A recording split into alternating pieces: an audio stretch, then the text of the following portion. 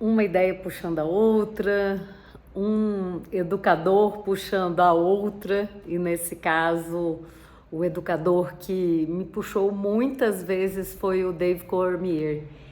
O Dave Cormier, eu cito ele no livro, quando eu falo de uma comunidade online que foi criada chamada Rise of 14 e que me fez conectar com uma das minhas grandes amigas hoje, a Clarissa, que fez a abertura do livro, a Clá. E o Dave, ele traz a questão da aprendizagem rizomática, né? E eu me lembro que ele foi a primeira pessoa com quem eu tive esse contato com esse conceito de aprendizagem rizomática.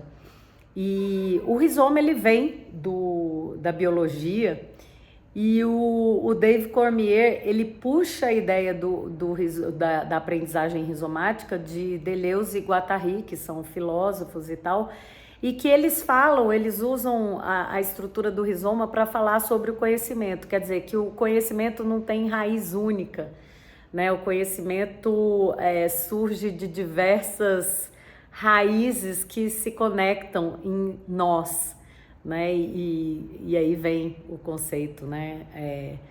Do rizoma para a área social. E o Dave explora muito isso bem num blog post de décadas atrás aí que eu, enfim, li e acompanhava muito ele, fiz, enfim, o Webcast Academy na época, que era muito antes da gente pensar em podcasts como eles são hoje. Mas, na verdade, esse conceito aí do Dave, ele traz muito do que já vinha sendo estudado pelo George Siemens e o Stephen Downes, que estavam estudando na época e já estavam explorando de forma mais profunda e pesquisando a questão do conectivismo, né? Alguns acreditam que o conectivismo é uma teoria de aprendizagem para o digital, outros dizem que não é teoria de aprendizagem, mas o importante disso tudo, e que a gente começa lá por Siemens e Downes, é o fato de que eles trazem essa perspectiva do digital, de como o digital amplifica a possibilidade de conexões e nós, onde nesses nós a aprendizagem ocorre. Quer dizer, quando a gente se conecta com outras pessoas, é aí que a aprendizagem está ocorrendo e o digital amplifica isso.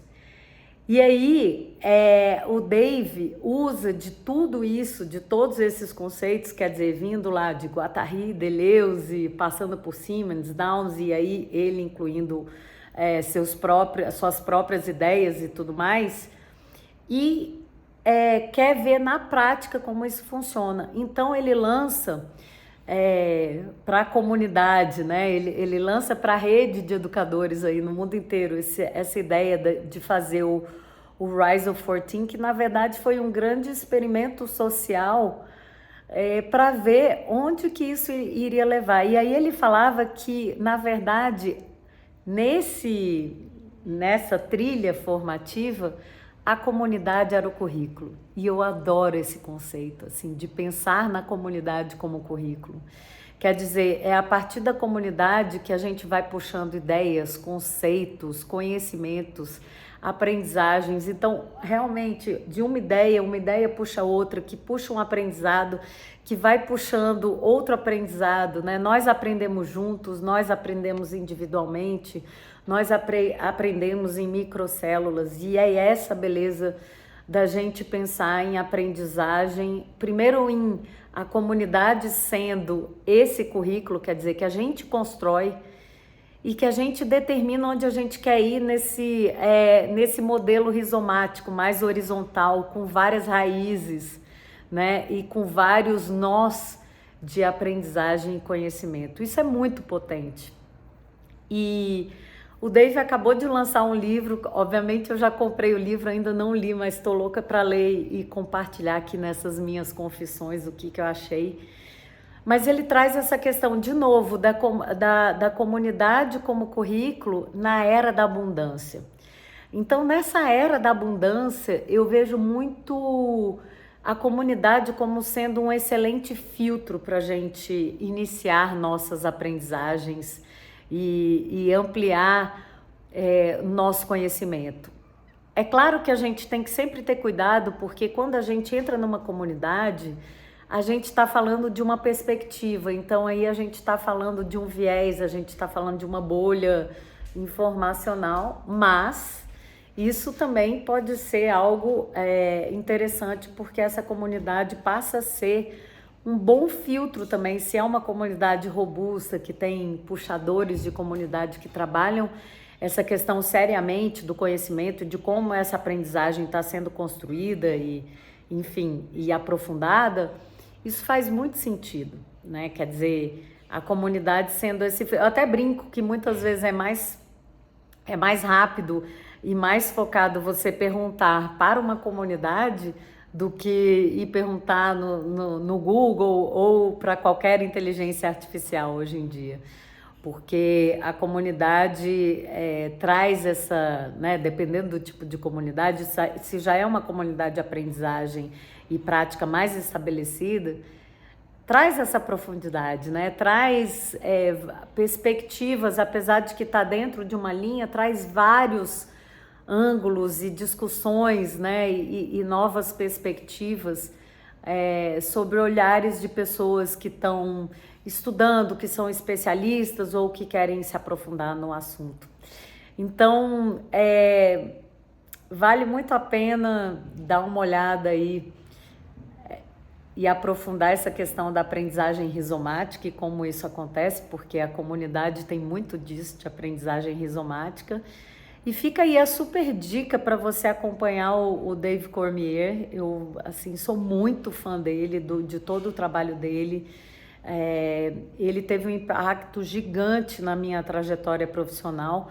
Quando ninguém falava, por exemplo, de podcast, eu fiz com ele uma academia chamava Webcast na época, né? Webcast Academy, para aprender um pouco mais de como a gente fazer transmissões online, né? E imagina isso eu estou falando de mais de década aí.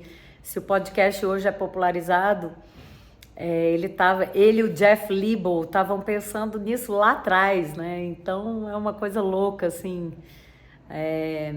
E um super exemplo de como a comunidade vira esse espaço para a criação de currículos baseado no interesse das pessoas de aprendizagem. E foi isso que eles faziam com a gente. Tinha uma ideia mínima ali e a gente ia testando e colocando em prática e trazendo... Eu me lembro, cara, eu tenho até que resgatar isso. Eu fiz uma gravação na época falando sobre brigadeiro.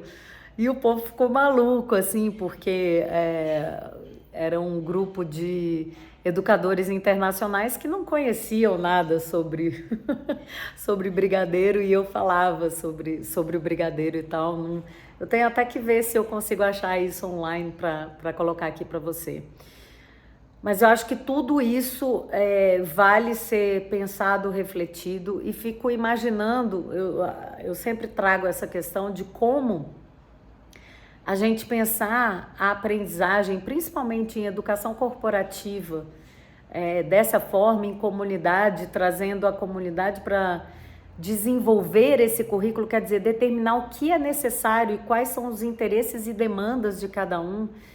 Isso é muito poderoso, né? Acho que todas as vezes que eu experimentei com modelos assim, em que a gente montava, eu me lembro na Thomas, onde eu trabalhei por muito tempo, a gente começou a desenvolver, eu e a Clá, inclusive, a gente começou a desenvolver um conceito de Learning Labs, em que a comunidade de profissionais ali trazia as demandas, e aí a gente, dentro dessas demandas, tentava trazer especialistas de área da própria instituição para ensinar aos outros. Então, por exemplo, eu me lembro que a Pabli era uma craque em planilhas. Por que não chamá-la para ela ser a pessoa ajudando os outros a desenvolverem mais suas habilidades e competências com planilhas, por exemplo, né?